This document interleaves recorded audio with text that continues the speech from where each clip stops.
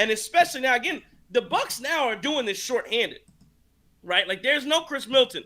And there's a question to Tony World, if he's still in here, is probably, one of the things he said on Twitter, was Matt, well, what is different about the Milwaukee Bucks right now and how Damian Lillard's playing? Well, there's no Khris Middleton. And I want to ask you that when we talk about Damian Lillard, Chris, and even if in the chat, what do you guys think? Because when Chris comes back, so Doc Rivers talked about Beasley not bringing the ball up, right? And to his credit, tonight at the very least, that was like when you have these Dame stands that have talked about Damian Lillard doesn't have the ball all the time. He's got to have the ball. Damian Lillard controlled the entire pace of the basketball game. Like Damian Lillard, I couldn't tell you how many times Giannis brought. Now there were a few times Giannis brought the ball up, but when Dame was in the game, he almost exclusively brought the ball up. Exclusively had the ball in his hands and kind of dictated everything that happened within the floor of the offense.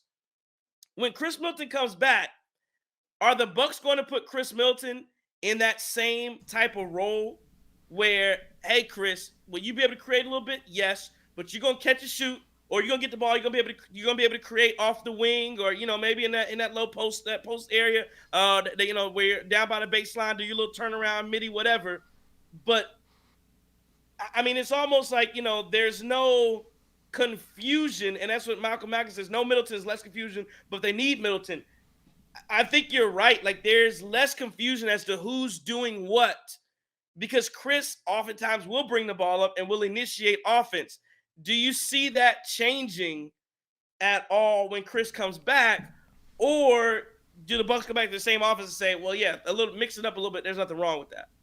So I think this is going to be a big test on Doc Rivers. I think he's going to – obviously, when you bring in Chris, you may ramp him up into getting back to game pace, and he may come off the bench, and you may have to kind of keep tabs on what that looks like just early and based off of the early results. And then also, if he does get back into the starting lineup, then you've got to think about, okay, rotations and who's going to be out there and what – specific lineups. You got to kind of look at the numbers here and look at what lineups are the most effective together, because like we've said before, there is a little bit of confusion when those three, at least Giannis, Dame, and Chris, are all on the floor at the same time, because there's only so much scoring to go around, and it feels like, okay, if I don't have it, do I have to make sure I get the ball to Khris Middleton and make sure he gets his and stuff like that? So that's where the confusion comes in. So what I would say is they're going to have to really hone in on this when Chris comes back, and they're going to really have to pay attention to what's working and what's not, because if you don't and you just get back to the old ways, then you're going to